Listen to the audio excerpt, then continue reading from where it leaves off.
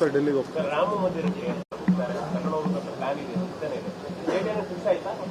ಇಲ್ಲ, ನನ್ನ ಗಮನಕ್ಕೆ ಸದ್ಯಕ್ಕೇನು ಈ ವಿಚಾರ ಬಂದಿಲ್ಲ. ಮತ್ತೆ ಯಾವ ಸರ್ ಡೆಲ್ಲಿಗೆ ಹೋಗ್ತೀರಾ? ಹೇಳ್ತೀವಣ್ಣ, ಇಷ್ಟರಲ್ಲಿ ಹೇಳ್ತೀವಿ. ಚಿಕ್ಕಬಳ್ಳಾಪುರ ಸಭೆ ನಡೀತಾ ಇದೆ ಮತ್ತು ಚಿಕ್ಕಬಳ್ಳಾಪುರ ಬಿಜೆಪಿ ಆಕಾಂಕ್ಷಿಗಳು ಡೆಲ್ಲಿಗೆ ಹೋಗಿದ್ದಾರೆ. ಸುಧಾ ಇವ್ರನ್ನ ಸಂತೋಷ್ ಅವ್ರನ್ನ ಭೇಟಿ ಮಾಡಿದ್ರೆ, ಕುಮಾರಣ್ಣ ಅವ್ರನ್ನ ಕೂಡ ಭೇಟಿ ಮಾಡಿದ್ರು. ಸಹಜವಾಗಿ ಲೋಕಸಭಾ ಚುನಾವಣೆ ಬಂದಾಗ ಆಕಾಂಕ್ಷಿಗಳು ಜಾಸ್ತಿ ಇರ್ತಾರೆ. ಸೊ ಹಾಗಾಗಿ ಇವತ್ತು ವಿಶೇಷವಾಗಿ ಚಿಕ್ಕಬಳ್ಳಾಪುರ ಜಿಲ್ಲೆಗೆ ಸಂಬಂಧಪಟ್ಟಂತೆ 8 ವಿಧಾನಸಭಾ ಕ್ಷೇತ್ರದ ಎಲ್ಲ ಅಭ್ಯರ್ಥಿಗಳ ಜೊತೆ ನಾನು ಮೀಟಿಂಗ್ ಇಟ್ಕೊಂಡಿದ್ದೇನೆ. ಹಾಗಾಗಿ ಮುಂದೆ ನೋಡೋಣ ಪಕ್ಷ ಯಾವ ರೀತಿ ತೀರ್ಮಾನ ಮಾಡುತ್ತೆ. ನೀವು ದೋಸ್ತಿಯಾಗಿ ಎಂಪಿಗಳನ್ನ ಪ್ರಿಯಾಂಕ ಖರ್ಗೆ ಅಯೋಗ್ಯ ಅನ್ನುವಂತ ಪದಗಳಿಂದ ಸಂಬೋಧನೆ ಮಾಡ್ತಿದ್ದಾರೆ. ಏನು ಕೆಲಸ ಮಾಡಿಲ್ಲ ಅವರು ಇಷ್ಟು ವರ್ಷ.